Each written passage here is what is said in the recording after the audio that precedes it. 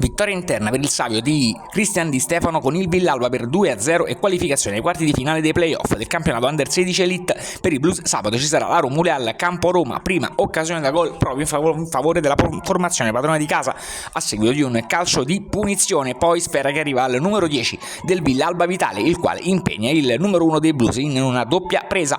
È ancora il Villalba a farsi vedere qualche istante più tardi, sfera che arriva ancora al numero 10 Vitale, poi la conclusione è da parte del numero 2 del Villalba che termina in out, vale a dire Lorenzo Rossi. Poi è un altro numero 2, quello del Savio, a farsi vedere in una doppia occasione, la prima per Cristian Roselli che termina in out, poi è l'assist per il numero 7 della formazione blues Marco Fortuna, palla che termina sempre sul fondo. Savio che si fa vedere anche nel finale della prima frazione da gioco in una doppia occasione, la prima è quella che abbiamo visto, la seconda a seguito di un corner con il colpo di testa da parte del numero 9 Mecozzi che termina sulla traversa. È proprio Mecozzi a dare la successiva azione da gol all'inizio del secondo tempo con il palo colpito dal Savio. Poi è il Villalba a farsi vedere, risponde Tiziano Mauro che manda il pallone in corner proprio da un rilancio da parte del numero 1 dei Blues. Arriva il gol da parte del numero 11 di Gianfelice al 13° del secondo tempo sul filo del fuorigioco per il direttore di gara. Non ci sono dubbi ed è 1-0. Il raddoppio arriva invece al 29° con la rete da parte di Delli Briscoli che ribadisce in rete.